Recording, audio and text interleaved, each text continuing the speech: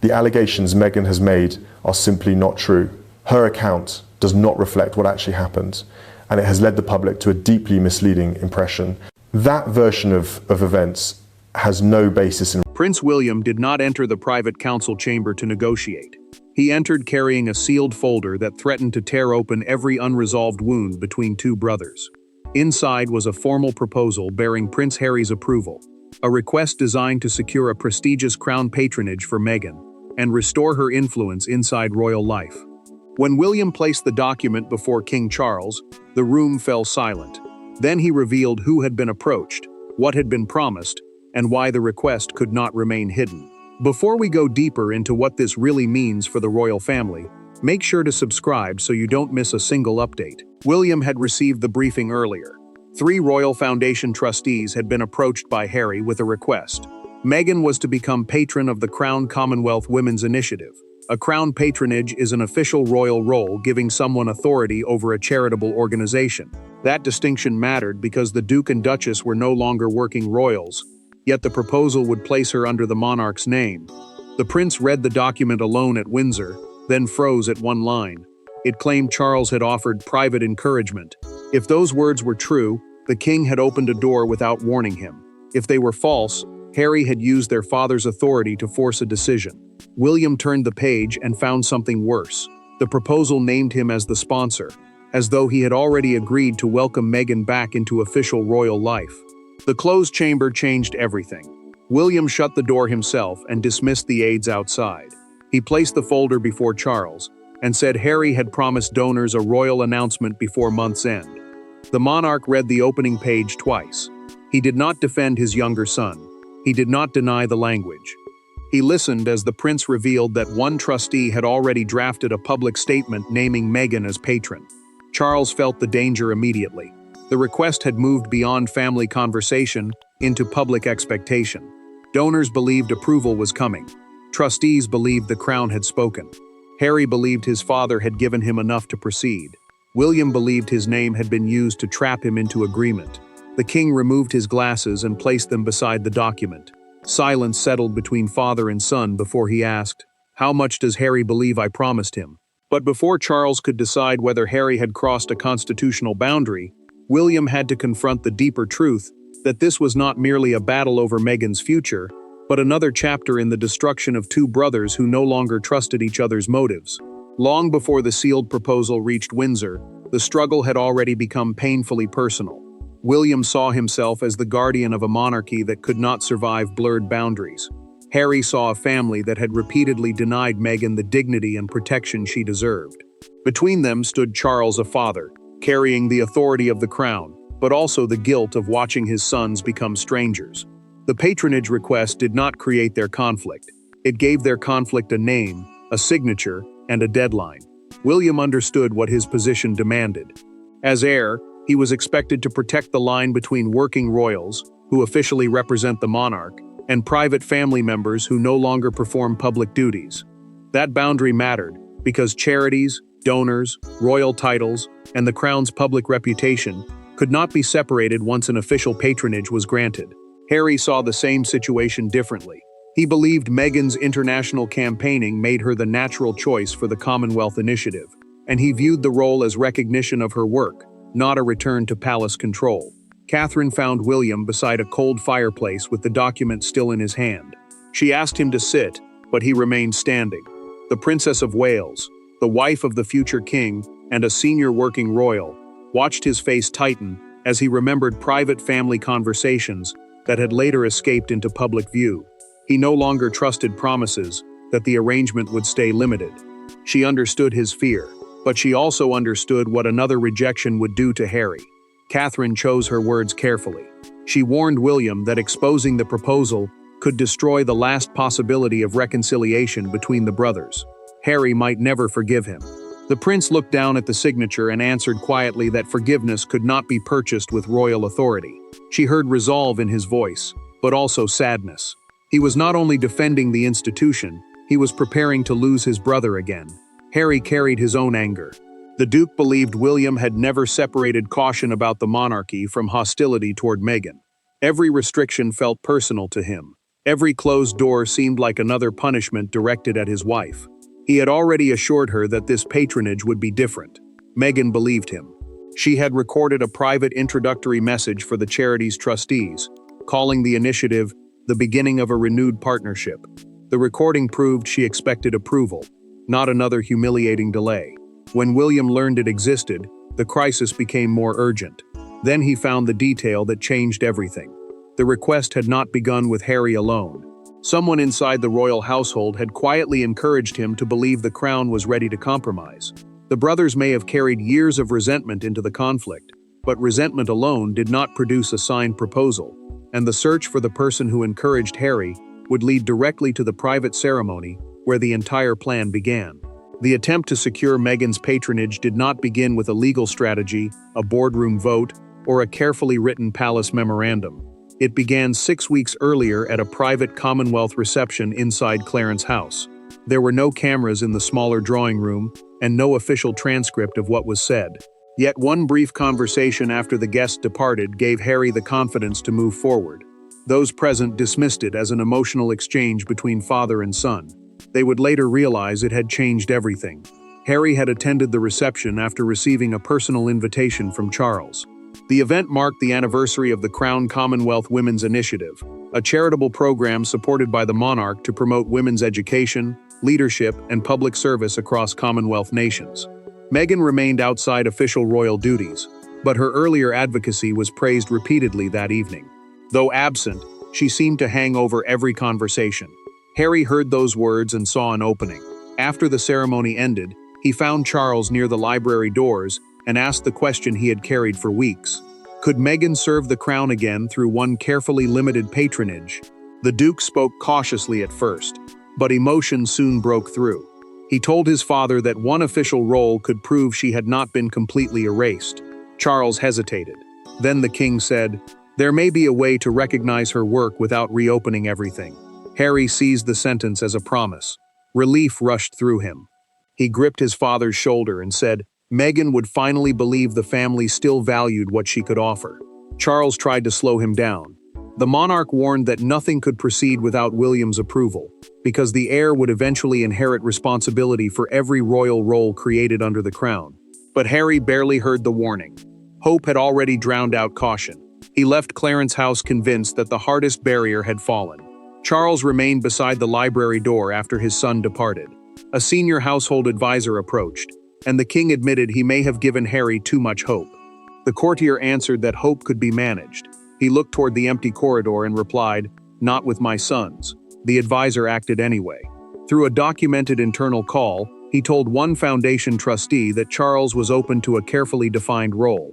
That single message gave the proposal momentum. Soon William's name was added as a future supporter, even though he had never been told about the conversation.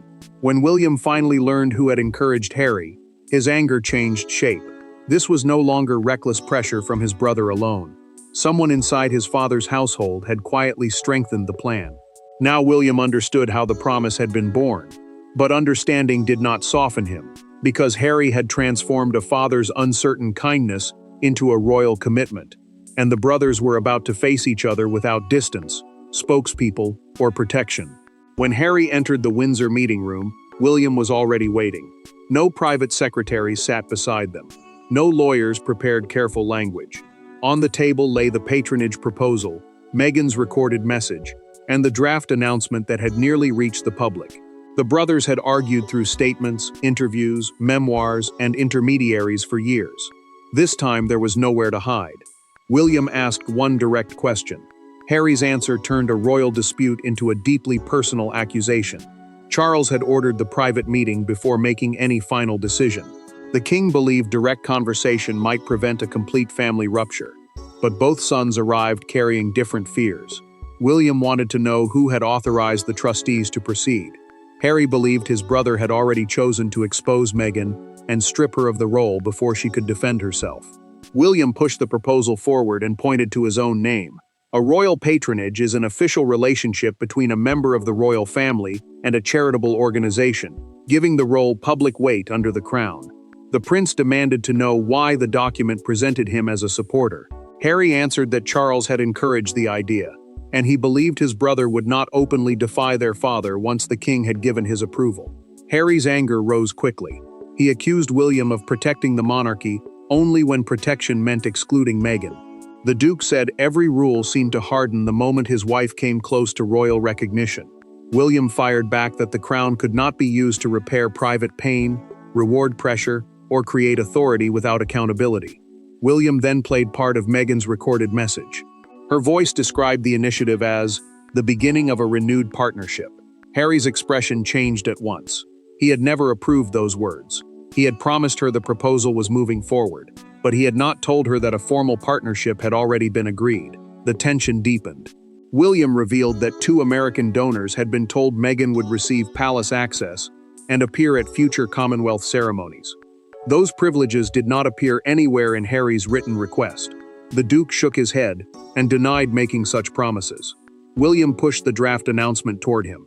Harry read the paragraph naming Meghan as a representative of the crown, then looked up sharply. "That is not what I asked for. But it is what your request became," William replied. Harry's fury gave way to alarm. Someone had expanded the proposal after he submitted it. Meghan had been promised more than he knew, while William's name had been used without consent. The brothers were still angry, but now their anger had a new target. The confrontation exposed manipulation, but it did not erase responsibility, and the final decision would belong to the one man whose sympathy had allowed the plan to begin: King Charles. Charles had spent years trying to prevent the monarchy from becoming the battlefield on which his sons settled their pain. Now the battle had reached his desk. Approving the patronage could offer Harry a gesture of reconciliation and give Meghan the recognition she believed had been denied. Rejecting it would defend the rules William considered essential. Yet the king's most painful discovery was that his own words had opened the door. He could blame advisors, assumptions, and ambition, but he could not pretend he had played no part. Charles understood the authority he carried. As sovereign, he controlled crown patronages, official charitable roles granted in the monarch's name. But Meghan was no longer a working royal, and any return under the crown would require strict limits and William's support. The prince had already warned that approval would set a dangerous precedent. Private family members could gain royal influence without accepting royal duties, scrutiny, or accountability. Camilla found Charles alone with the proposal and the trustees' correspondence. The Queen Consort watched him read the same paragraph again before he admitted what had happened at Clarence House. He had spoken as a father when Harry needed hope, but his younger son had heard the authority of a monarch. She told him that reversing course would look like another rejection of Meghan. He answered that approving it under pressure would damage the crown and deepen the fracture with William. The truth arrived through a documented statement from the household advisor. He confessed that ceremonial access had been added to make the patronage more attractive to donors. Meghan had been presented as a future presence at Commonwealth events, while palace entry had been discussed as though it were already settled. Harry had not approved those promises. Neither had William. Charles had never even seen them. The deadline made everything worse. Charles learned the announcement was scheduled for release within 48 hours, just before the charity's board meeting. Delay would become public confusion. Silence would be mistaken for consent. The king had only one chance to stop the arrangement, before expectation hardened into fact. Charles sat alone at his desk with 2 documents before him, the suspension order and Harry's original letter. He signed the first, then reached for the second. His pen hovered above the page. After a long silence, the monarch placed it down. "I will not punish my son for a promise the father helped create," he said. Camilla remained beside him as he ordered the appointment process suspended. Yet Charles refused to destroy Harry's request. Instead, he instructed that a copy be delivered personally to Meghan, along with the official decision. The decision stopped her appointment before it could be announced, but it could not stop the consequences, and when the suspension reached California, the first reaction was not fury, it was silence. Meghan had prepared for the patronage as though the announcement were inevitable. A speech had been recorded, meetings had been discussed. A private calendar contained possible visits to London and Commonwealth events. Then Harry entered the room carrying a letter bearing the king's seal. He did not need to explain what it contained. She saw the answer in his face before he sat down. The opportunity she believed would restore her voice inside royal life had been suspended, and William had exposed the attempt behind it. Harry placed the letter before her and remained silent. The royal suspension order stated that no non-working member of the family could receive a crown patronage without agreement from both the sovereign and the direct heir. A crown patronage is an official charitable role granted under the monarch's authority, giving the holder public influence and a formal connection to the royal institution. Charles had withheld final approval. William had refused his support. Meghan read every line slowly. The Commonwealth Initiative had been instructed to remove her name from its internal plans and delay the announcement indefinitely. That decision mattered because trustees had already discussed future meetings, travel, and public appearances. Her expected return had existed inside schedules before it existed in law. Meghan looked at Harry and asked whether Charles had ever truly intended to approve the position. The Duke admitted that his father had never given formal consent. He had trusted the king's private words and treated hope as certainty. She did not shout. Her restraint made the moment more painful. The Duchess told him she had recorded the message because he assured her the family had finally recognized what she could contribute. Harry tried to explain that he believed it. She answered that belief had placed her name inside another royal promise that could be withdrawn before she even spoke. Harry then revealed what William had uncovered during their confrontation. Someone had expanded the proposal without his knowledge, adding palace access and ceremonial appearances at future Commonwealth events. 2 donors had been encouraged to believe Meghan would return as a representative of the crown. She understood at once. Her name had been used to attract money and attention before the role was secure. Meghan asked for the recorded message to be destroyed. She also refused an alternative offer to serve as an independent ambassador without royal status. The title was no longer the issue. Trust was. Meghan lifted the prepared speech from the table, folded it once, and placed it inside a drawer. Harry reached toward her, but she stepped away and asked for a moment alone. The drawer closed on the future she had imagined. Harry left knowing the patronage was gone. Yet one question remained. Had William exposed the plan to protect the monarchy or to wound Meghan? Only another private meeting between the brothers could answer it. Their second meeting contained none of the fury of the first. There were no documents arranged like evidence, and no father waiting in the next room. William and Harry stood alone in a smaller Windsor library, separated by years of accusation and a few feet of carpet. The patronage had already been stopped. Nothing could be gained through shouting. Harry asked whether exposing the plan had been intended to protect the crown or humiliate Meghan. For once, William answered without hiding behind royal language. Harry had requested the meeting on one condition. Charles, palace aides, and legal representatives would remain outside. The Duke wanted no institutional buffer between them. He and William agreed immediately that the patronage request would never be revived, and that Meghan's recorded message would be destroyed before anyone outside the charity could hear it. That mattered because one leak could have turned a private misunderstanding into permanent public evidence against her. Harry spoke first. He told William that every royal restriction eventually landed on Meghan as a personal wound. The prince could call it procedure, precedent, or duty, but she experienced it as rejection. The Duke said his wife had been encouraged to hope, prepared to serve, and then left carrying the shame when the arrangement collapsed. William listened without interrupting. William finally admitted what Harry had waited years to hear. His distrust of his brother had shaped the way he reacted to everything involving Meghan. The future king did not apologize for stopping the appointment. He still believed royal influence could not be granted without accountability. But he acknowledged that anger had sharpened his judgment, and that protecting the crown had become tangled with bitterness he had never fully confronted. Harry asked whether the exposure had been leaked to the press. William answered through a documented account of the emergency meeting. The proposal had been challenged privately, the draft announcement had been withdrawn, and no journalist or donor had received official confirmation. The prince had stopped the plan, but he had not publicly named Meghan as responsible. William then handed Harry a written clearance. The statement confirmed that Meghan had never requested palace access, ceremonial appearances, or authority as a crown representative. A written clearance is an official record removing blame from someone connected to a disputed decision. The foundation would keep it on file so the Duchess could not be accused later of promises she never made. Harry held the document and asked whether William had ever believed Meghan could serve the monarchy honorably. The prince paused before answering. Service was never the only issue. Trust was. The Duke folded the statement, placed it inside his coat, and said, "Then at least we finally know what this was really about." Harry refused reconciliation. Truth could prevent more damage, he said, but it could not rebuild trust repeatedly broken. The brothers left without embracing, yet the worst misunderstanding had been corrected, and outside Windsor, the world was already turning their private reckoning into a global royal spectacle. By sunrise, the suspended patronage was no longer a private family crisis. It was the leading royal story across Britain, America, and the Commonwealth. Commentators treated William's intervention as either a necessary defense of the monarchy or a ruthless rejection of his brother's wife.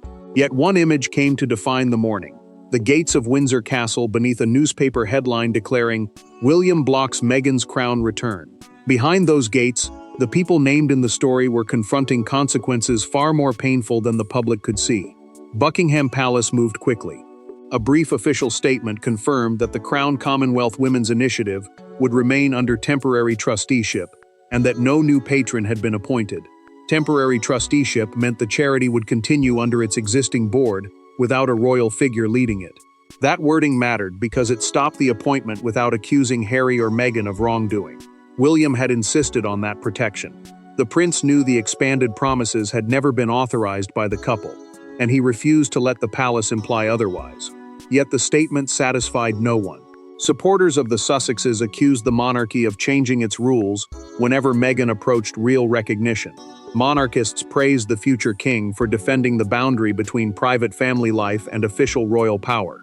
Outside Windsor Castle, a small crowd gathered around newspaper vendors displaying the same front page. One woman lifted the headline above her shoulder as a television correspondent called "The Crisis," the moment William drew the final line between family membership and royal power.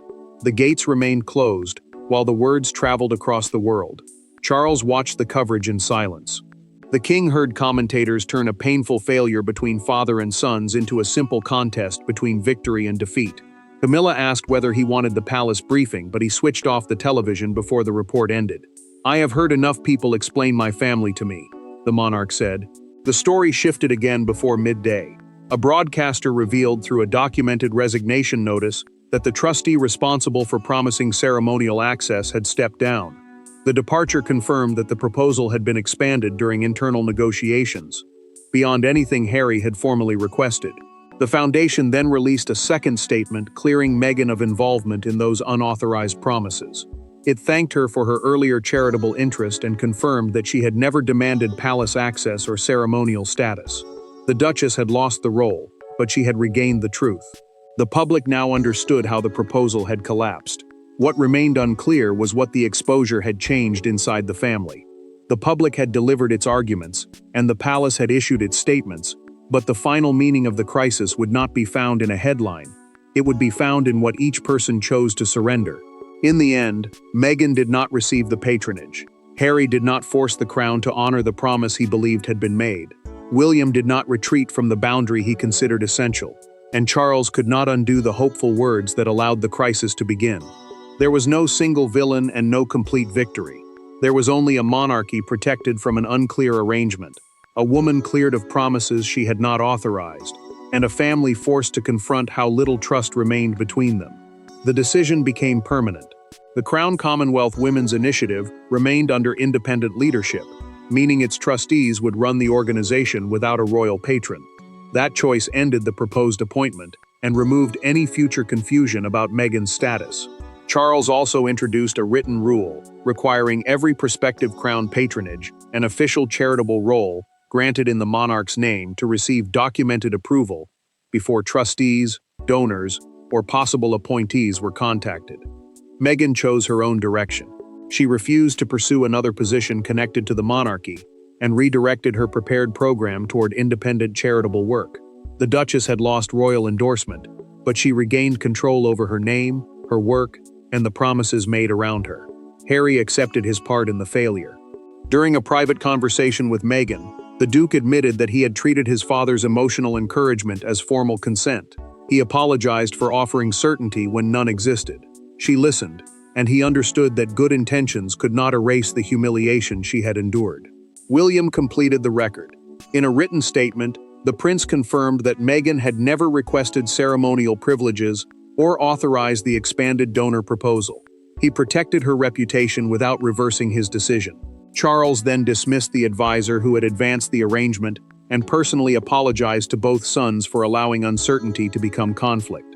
The final truth was painful.